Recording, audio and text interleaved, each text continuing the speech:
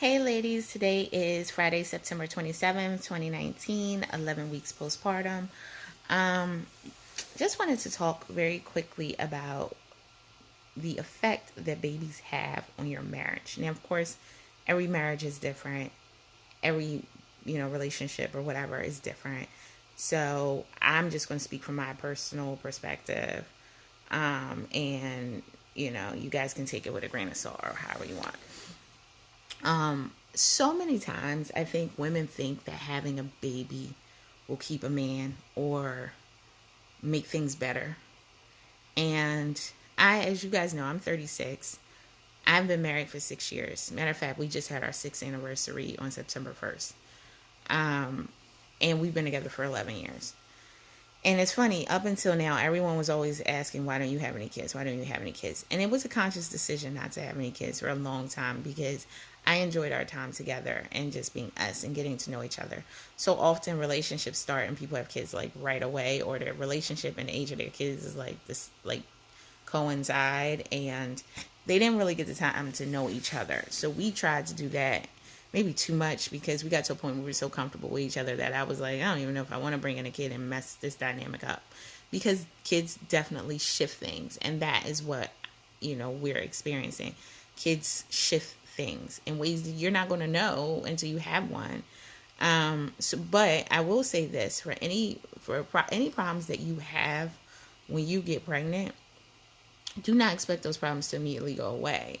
Like, a baby only exacerbates those problems. Like, it makes them like more noticeable, because when you're pregnant, you're probably not going to feel a lot of, like, you're going to have a lot of hormones, and who knows how you're going to respond to things. And then once you have a baby, you still have a lot of those hormones, and now you have a baby to take care of. So, a baby doesn't automatically make things better.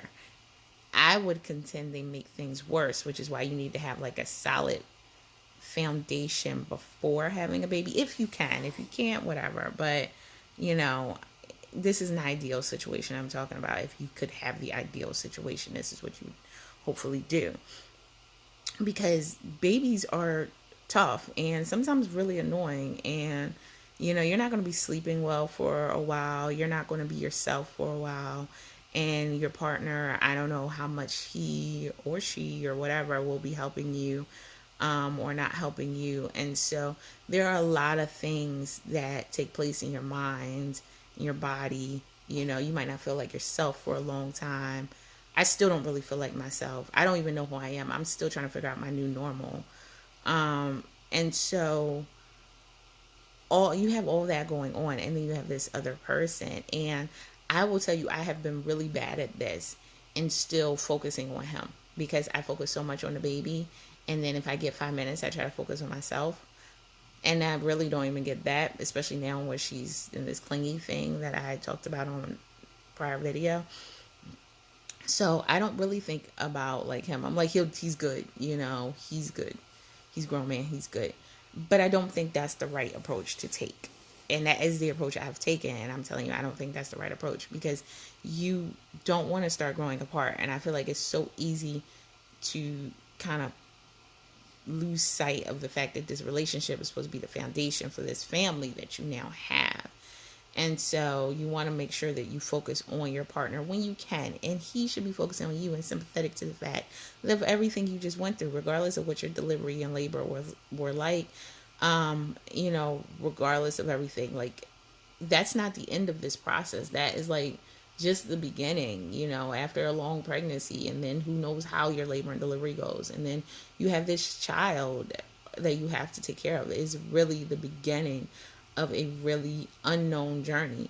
And so, because it doesn't, no one can tell you really exactly like how it's going to be, because it's different for everybody and every baby's different. So it doesn't matter if this is your second or your fifth, it just doesn't matter. And so, or your first, I don't know why I started with second, but anyway, so I will say that having a baby has definitely caused a strain, because I have not, and I'm only going to speak from my perspective, I have not been focusing on my marriage so much. I've been focusing on the baby, and I understand that there's a new dynamic, And as I start to process this, I'm starting to think, wow, we need to spend more time on us, because it had been only us for a long time, us and our dogs. Even my dogs are neglected. I'll be honest. Like, I'm just like, here, dog, you ate, you got my face. Where they were like my life, like, they were always cuddled up with me, and now I haven't cuddled them at all since she's been born, which has been a little less than 3 months now. And so it's, everything has kind of suffered. um and I know there is natural to have some period of adjustment, but I think I want to try to, like, start to integrate and get my life back to where I feel like me, and I feel like the things that I enjoyed prior to her, to the extent I can still do them, I'd like to start doing. It's easy to start feeling like you're like a little bit of a hostage, for lack of a better description.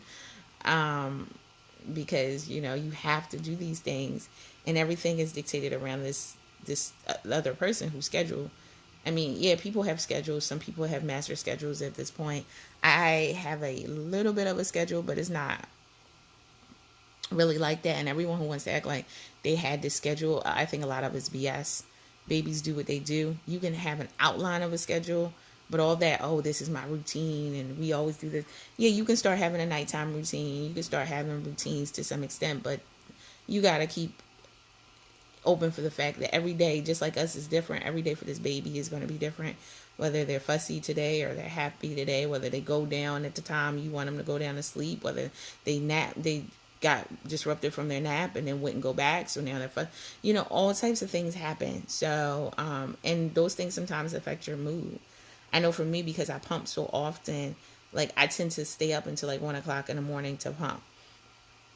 And then sometimes she gets up around then, sometimes she doesn't. If she gets up, like last night, she got up shortly around then, because after I pumped, I couldn't fall right to sleep. And so I ended up being up. Then a lot of times when I'm getting ready to go back to sleep, that's when she'll get up. But she got up probably around 2. And so I was already still up. So I went to, I was like, okay, well, I'll feed you. But then she wouldn't go back to sleep until around 4. And so I'm up that entire time. Remember, I didn't go to sleep. So now I'm up, and, and it's messed up, because they're like, oh, you should be sleeping when the baby sleeps. But sometimes it's unrealistic. Like, middle of the afternoon, I don't always want to sleep. And sometimes I do, but sometimes I don't. Or there's so much to do around the house, I feel like I have to do something. Or the walls are closing in. Or I feel like I'm so cabin fevered and stuff like that. So all of that will affect your mood, and thereby affect your marriage and the way you are with the other person. So to be mindful of that. But it's not all you. Like, he has things he needs to do as well. I'm not saying I've been great at it. I'm just saying that try to be mindful of the other person's needs, because now they, for my relationship where it's been us for so long, this is such a huge change. But a baby change is going to be a huge change, regardless of whether you've been together for 6 years or 6 minutes. Or it can't be 6 minutes, but you know what I mean. But it is just a huge shift in everything. Like, you see that Pampers commercial where it's like a baby changes everything. Like, don't underestimate that. Like, when they say everything, they mean everything. From when you go to the bathroom, how you eat, when you shower, everything. Your mind, the way you think, like, everything. Is not one thing that a baby doesn't change. So that includes your marriage. And so you really have to try to find and get back to each other, or either never try, better yet, never really have that gap. But if you do, to try to get back to each other in a way now that you have this baby, just so you can be there to be parents, and and to have that strong foundation of love and support for each other, so you can show that to your child. But I do think the man has to be supportive. I know sometimes my husband says things that I'm like, where the hell did you come from? Like, what planet are you from? Like, what, like, I should kill you? Like, I think, like, things like that. Like, he says things that I'm just like, I should kill you. But, joking, of course. But it's just, because, he's at work, so he doesn't always understand. Then sometimes when he's here and she's screaming, then he gets it, but then he doesn't really get it. And then some days he gets it. I honestly think going to work is a little easier, at least for my job. I'm not saying that, being a stay-at-home mom has its perks. But it's a hard job. It is a hard job, and no one can ever say it's not. Like, anyone who says not is crazy. It is a hard job. It has its perks, but it's a hard job. And I'm not really even a stay-at-home mom. I'm just pretending to be one for a few months. And not even with that, because I still get a paycheck. So, it's not even like that. But I honestly think at my job, I'm more in control. I know what I'm doing. I'm really comfortable. I've been doing it for a long time. I don't have this unpredictable, listen, my schedule at work is a little more unpredictable, but it's not like this.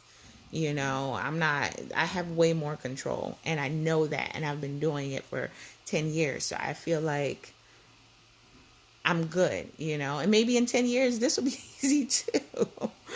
But today, it's not. And so I feel like if I was going to work every day, it would be easier. Other than missing her and having to constantly freaking pump at work, it would be easier. That's my thought. Now, people could disagree and say maybe being stay at home is easier. Maybe, but I mean, maybe if she was older, yeah, it would be easier. If she was 10 and she was in school all day, yes, being stay at home mom would be easier. I mean, let's be realistic, like, with it, but when you have small children, I'm sure it's difficult, and she's not walking yet. If you have like toddlers and stuff, and children at home and whatever, I'm sure it's difficult. I know it's difficult. So, I don't know, but my husband seemed to think, he made a comment about how hard it was to not sleep at night well because of the baby, and then get up and have to go to a place where there's expectations, and he has to do things, and he can't just like nap if he wants to. And I'm like, who do you think it's to nap? Like, what are you talking about? So again, that was one of those I should kill you moments, because I'm like, what are you talking about? Like, it was like, and I don't even get to sleep well, and I'm not eating well because I'm not cooking now. So that's a good thing about the nanny that I'm hiring. She cooks. I haven't been cooking. I couldn't find time to cook. If you could be a nanny and cook, then you're a better mama than me, because I can't find time to cook.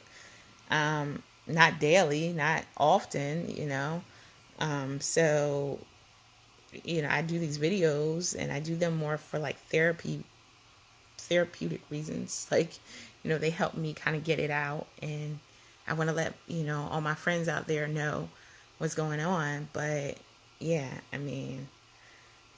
this is really all I do for myself. That and shower, if you consider showering a thing you do for yourself. That's really all I get to do for myself right now.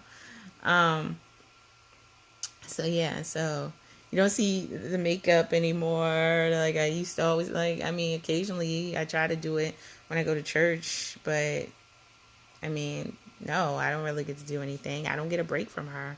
She's super clingy. She won't let anybody take her and hold her for 5 minutes. You hold her for 5 minutes, she's been screaming for 4.5 minutes.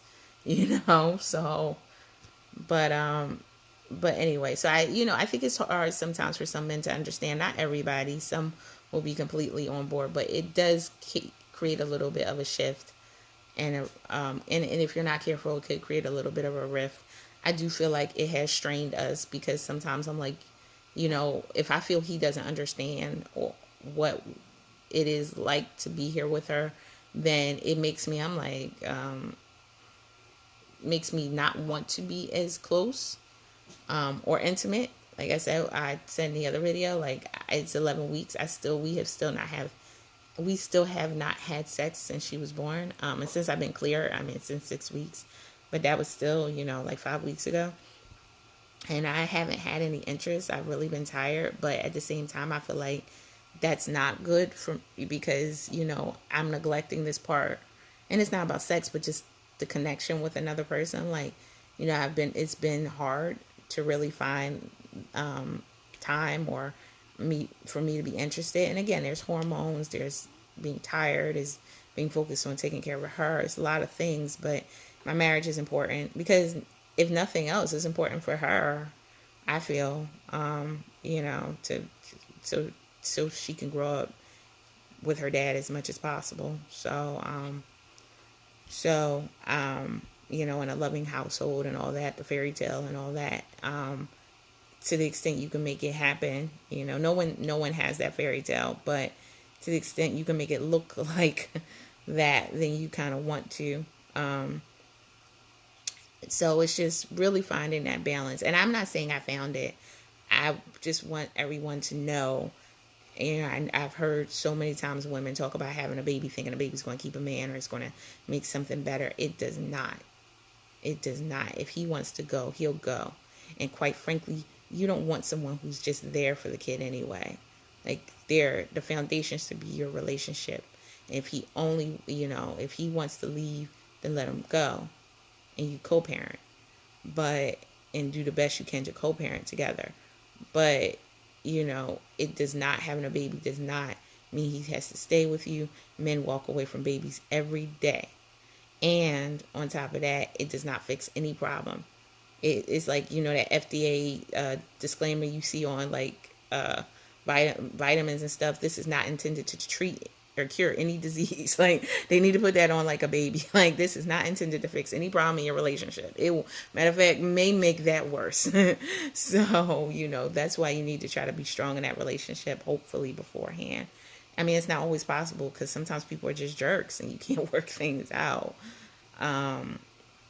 And sometimes, you know, life just happens. But I'm just saying, please don't get pregnant, try to conceive, you know, get pregnant, have a baby, any of that with the mindset that it's going to do anything for your marriage. Unless the only problem is that you don't have a baby. And even then, I contend there's something deeper to what's going on. But yeah, that's my rant about babies changing everything. You know, even our sixth anniversary, our fifth anniversary, we traveled. We've been all over the world. We've been to Africa. We've been to Australia. We've been all over this country. We've been all over the world together. And you know, our fifth anniversary, we were just in New Orleans, which great city. And so for our sixth anniversary, which just passed, we did absolutely nothing. Like, it would have been like every other day. Like, she was still very young. I didn't really want to go anywhere. I didn't cook. My husband does not know how to cook, or he says that he hasn't tried. Let me put it that way. So there was like, you know, he brought in a special dinner, I think a few days before, you know, but like, you know, we had like lobster and stuff. This place, I like seafood, but it wasn't, quite frankly, you know, we did not celebrate our anniversary the way we would have in past years. I had no idea what to even to do. You know, it was just like, I'm like, no, I'm just gonna stay here. I can't leave her with anybody. You know, I can't do anything. So we're just here. So yeah, I don't want to have another anniversary like that. I mean, it's a temporary situation, but it just made me feel a little sad. And for our 7th anniversary, we'll have to do something. Whether that means I'm taking her, she'll be a year old, whether I'm taking her or not, or I'm leaving her but with somebody hopefully by that point. But we have to do better. So, like, do not underestimate it. Having a baby changes everything. Talk to you soon.